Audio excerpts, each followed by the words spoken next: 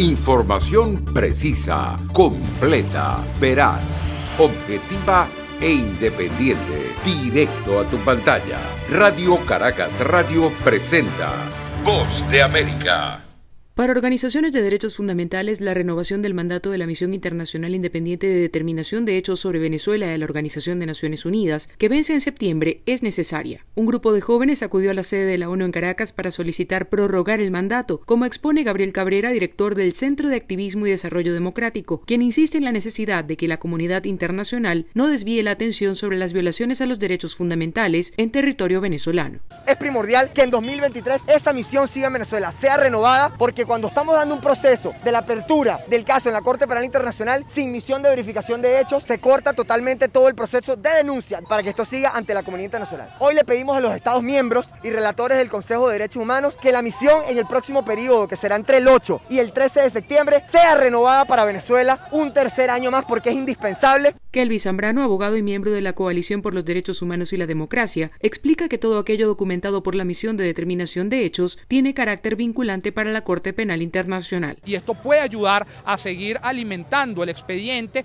que todavía está en la Corte Penal Internacional para un posible enjuiciamiento de los responsables por los tipos penales que están tipificados en el Estatuto de Roma. La Misión de Determinación de Hechos fue creada en 2019 mediante una resolución del Consejo de Derechos Humanos de la ONU por un periodo de 2 años para evaluar presuntas violaciones a los derechos humanos cometidas desde 2014 y fue prorrogado hasta septiembre de 2022. El gobierno del presidente Nicolás Maduro ha dicho que no la reconoce y la ha definido como politizada y sin virtud.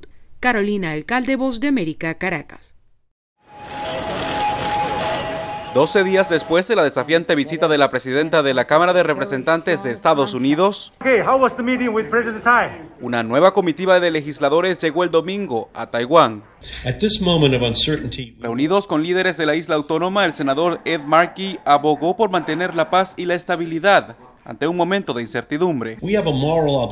Tenemos la obligación moral de hacer todo lo posible para evitar un conflicto innecesario, y Taiwán ha demostrado una moderación y discreción increíbles durante tiempos difíciles. La primera acción de China fue la reactivación de sus ejercicios militares y a la par un mensaje retador. China tomará medidas resueltas y efectivas para salvaguardar su soberanía nacional e integridad territorial. Más cerca del poder en Washington, el embajador de China ante la ONU envió otro mensaje. Deberían haber aprendido una lección de la visita de la presidenta de la Cámara de Representantes, Pelosi, y deberían entender que deben dejar de ir en la dirección equivocada. Todo el mundo está viendo claro quién está provocando, quién está cambiando el statu quo. La Casa Blanca ha dicho que China reaccionó de manera exagerada por la visita de Pelosi y ha insistido que la política de reconocimiento diplomático a Beijing no ha cambiado. Desde el Departamento de Estado remarcaron ese mensaje este lunes. Cualquier respuesta a una visita pacífica de miembros del Congreso, cualquier respuesta que implique retórica belicista o maniobras militares o acciones provocativas es totalmente innecesaria y una reacción absolutamente exagerada. La delegación de legisladores estadounidenses es la tercera en visitar Taiwán este año. El grupo de congresistas partió de la isla este lunes. Jorge Agobián, Voz de América. La señal de la emisora más famosa y de mayor prestigio del occidente de Nicaragua se apagó. 73 años de historia de Radio Darío llegaron a su fin, luego que el gobierno de Daniel Ortega decidió cancelar su licencia de transmisión. El impacto del cierre de Radio Darío es arrancarle parte de la tradición de lo que es nuestro querido León. Aníbal Toruño, director de Radio Darío, explicó a La Voz de América que decenas de colaboradores de la emisora se verán afectados, pero quienes más resentirán el impacto serán los pobladores del occidente nicaragüense. El cierre de la radio definitivamente nos va a limitar a poder generar ingresos y ya la estructura compleja que teníamos no va a poder ser. Radio Darío, diría yo, que era una de las emisoras que mayor pauta tenía por lo bueno. A través de un comunicado, el Instituto de Telecomunicaciones Telcor expresó que la cancelación de la licencia se debió a que los propietarios cambiaron la ubicación de sus estudios y de su transmisor. Radio Darío ha modificado y alterado sustancialmente las instalaciones autorizadas y las condiciones en que debe operar el servicio de radiodifusión sonora FM sin la autorización de Telcor, lo cual constituye una causal de cancelación de la licencia. Sin embargo, Aníbal Toruño afirma que el cambio de dirección se dio porque la emisora fue incendiada el 20 de abril del año 2018 durante los días más violentos del conflicto sociopolítico. Me parece una falacia que ellos digan que cometí infracción al moverme, a menos que estuviera en una carpa ahí o con unos cartones, no tenía dónde estar. Daniel Ortega y Rosario Murillo son los responsables intelectuales de haber ordenado el ataque a Radio Darío. Con Radio Darío ya suman 12 las emisoras cerradas por el Estado en las últimas 2 semanas, según datos de la Sociedad Interamericana de Prensa. Donaldo Hernández, Voz de América. A casi una semana de la orden de registro a la residencia del expresidente Donald Trump en Mar-a-Lago, Florida, este lunes, republicanos integrantes del Comité Judicial de la Cámara Baja del Congreso de Estados Unidos enviaron una carta al fiscal general de la Nación, Merrick Garland, acusándolo de presuntamente destruir la confianza del pueblo estadounidense en su sistema judicial. El allanamiento sin precedentes del FBI a la residencia del presidente Donald Trump es una impactante escalada de la politización de los recursos del sistema judicial por parte de la administración Biden contra sus oponentes políticos. Mientras, este lunes, el FBI y el Departamento de Justicia aseguraron a medios estadounidenses que las amenazas en contra de sus funcionarios han crecido tras la incursión autorizada en Florida. El expresidente Donald Trump reclamó el retorno del material sustraído por los investigadores del FBI, aduciendo en un mensaje a través de Truth Social que los contenidos de las cajas estaban clasificados con privilegio ejecutivo y son exclusivos de la relación abogado-cliente. Solicito respetuosamente que estos documentos sean devueltos inmediatamente al lugar de donde fueron tomados. Gracias. El Departamento de Justicia develó la orden en la que se destaca la potencial violación de normas federales, entre ellas la ley de espionaje. Desde Washington, representantes demócratas instaron al pueblo a esperar por los resultados de la investigación y evitar la propagación de una retórica apresurada.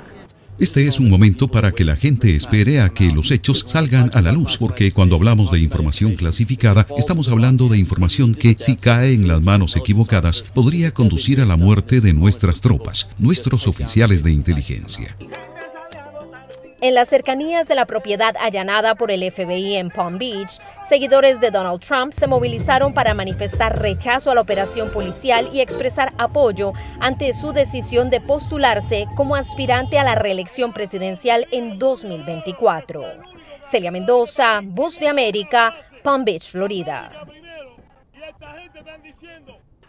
Los 2 pandilleros de la MS extraditados a Estados Unidos son solo parte de más de 10 solicitudes que la justicia de ese país tramita ante autoridades judiciales de El Salvador.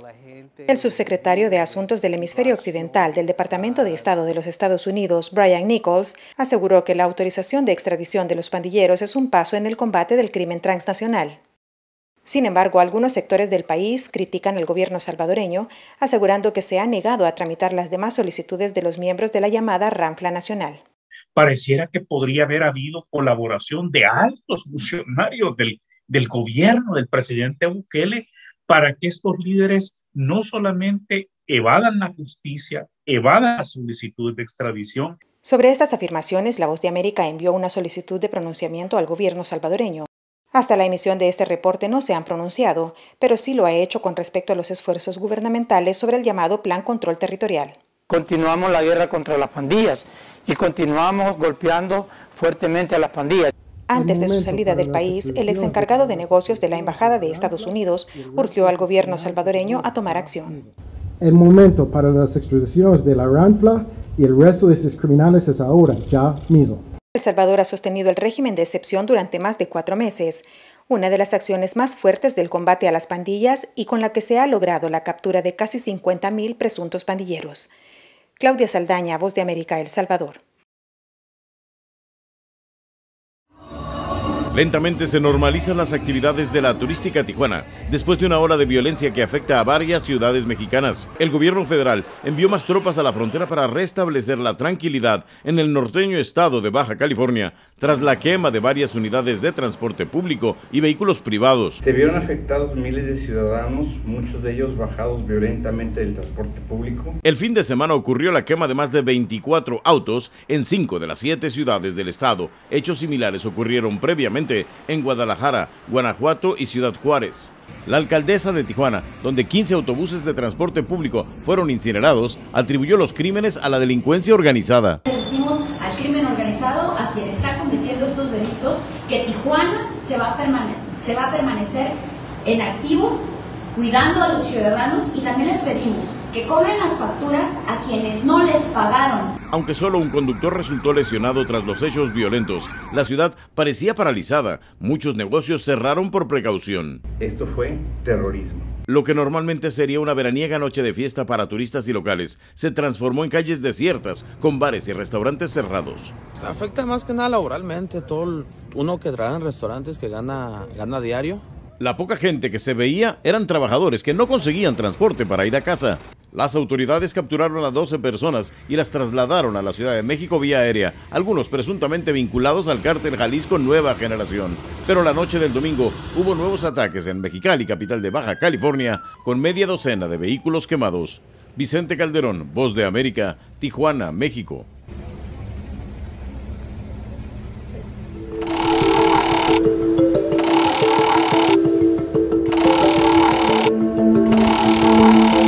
Desde la detección de los primeros casos fuera del continente africano durante los primeros días de mayo de este año, la viruela del mono o viruela símica se ha extendido por 88 países, de los cuales, según los Centros para el Control y Prevención de las Enfermedades, solo 7 tenían conocimiento histórico de esta enfermedad. Los casos confirmados se acercan a los 30.000 y aunque la propagación es muy rápida, declaré emergencia de salud pública de interés internacional por el brote mundial de viruela del mono. la letalidad del virus se encuentra entre el 3 y el 6%, de acuerdo con la Organización Mundial de la Salud. Esto lo que hace que un poco se baje la guardia frente a él, pero cuando vemos el término de lo que se llama la morbilidad, nos damos cuenta que la cuestión no es una tontería. No es la primera vez que ha habido incidentes de casos fuera de los países típicamente endémicos en África. Y esta es precisamente la rareza del actual brote. Para entender qué ocurre en el presente, veamos la historia. El virus fue descubierto en Dinamarca en 1958 en monos de laboratorio, pero no fue sino hasta 1970 que se detectó el primer caso en humanos en el continente africano, según la OMS. La viruela símica es familia de la viruela humana, enfermedad que causó estragos en el mundo, pero que fue declarada erradicada en diciembre de 1979 gracias a una extensiva campaña de vacunación. Tenemos varias generaciones de personas que no tienen vacuna y por lo tanto no tienen la protección inmune a la exposición del virus. Desde ese momento la viruela símica se había mantenido bajo control y se convirtió en una enfermedad endémica, es decir, habitual en ciertos países de África. Pero en 2003 hubo un brote aquí, en Estados Unidos, que causó decenas de casos, siendo la primera vez que se vio el virus actuar fuera del continente africano. En ese momento fue vinculado a pequeños mamíferos que habían sido importados al país y no se registraron víctimas fatales.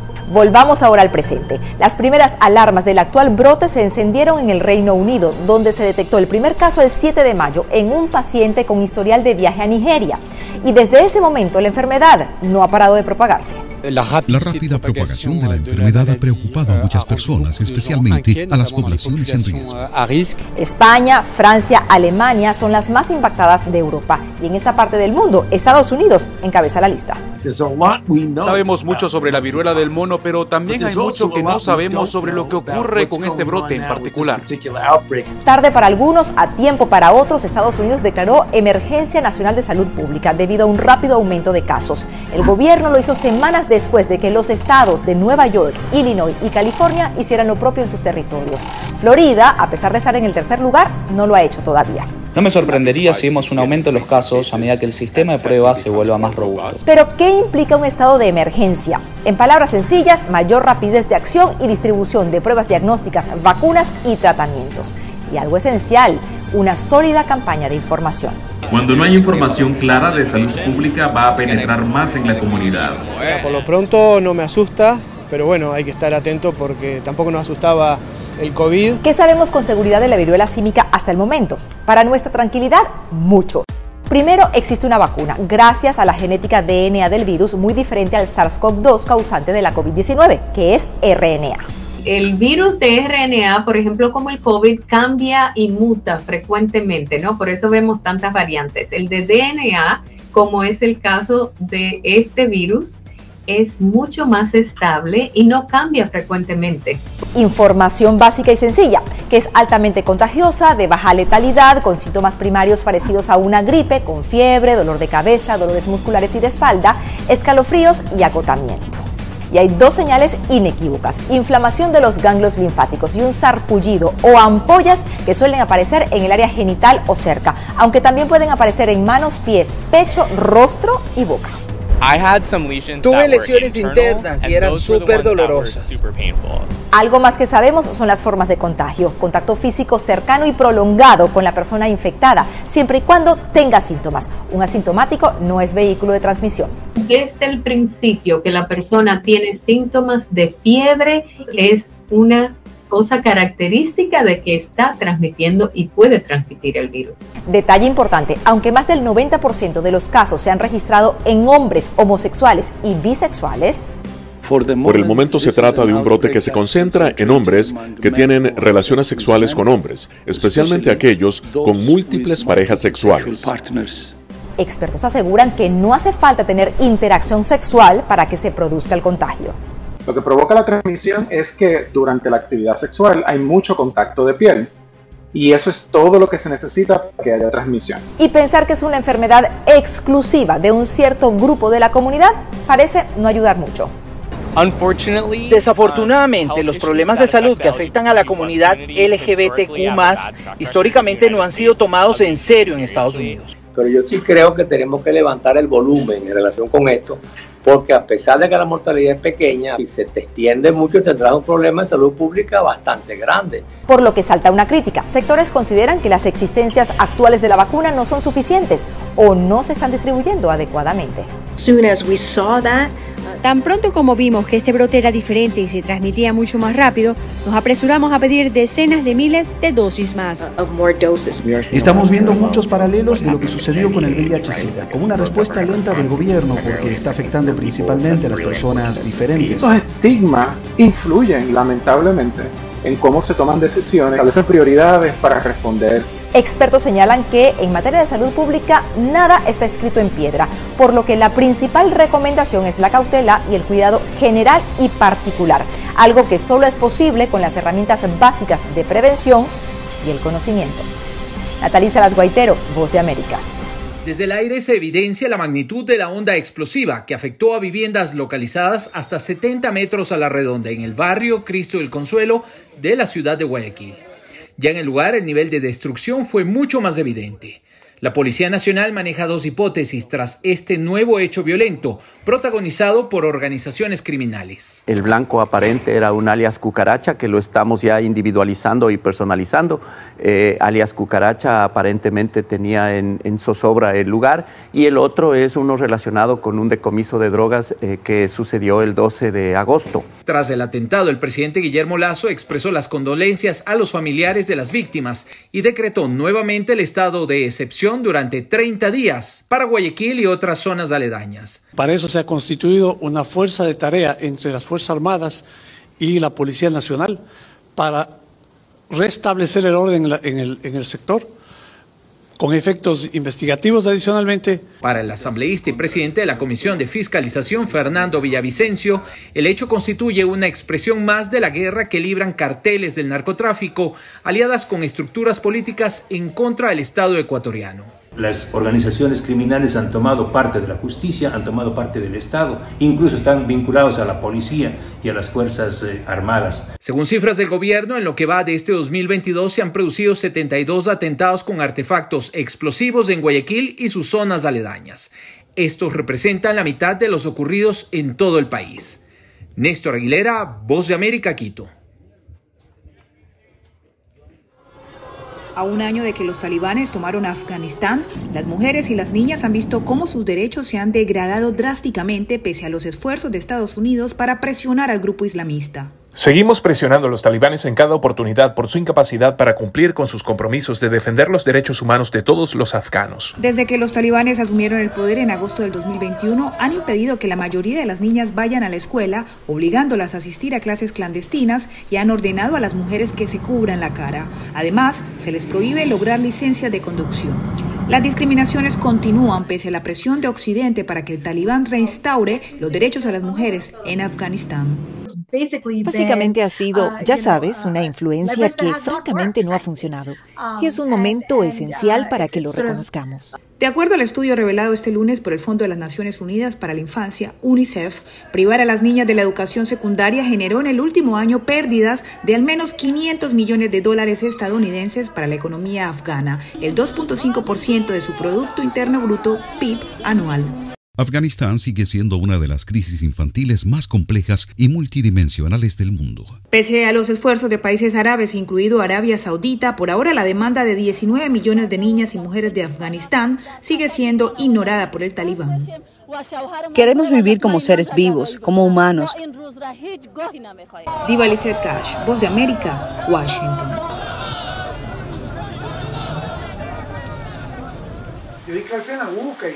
Óscar Navarrete es considerado el fotoperiodista más destacado de Nicaragua. A lo largo de sus 38 años de profesión, sus fotografías de la guerra civil, desastres naturales, la pandemia y la crisis sociopolítica se han publicado en decenas de periódicos de Estados Unidos, Europa y Centroamérica. Pero la imagen que más lo marcó fue la de la última edición del diario La Prensa hace exactamente un año. Me tocó ir a las calles y hice las fotos de la última edición impresa. Tengo esas fotos, ¿me entiendes? Fue doloroso.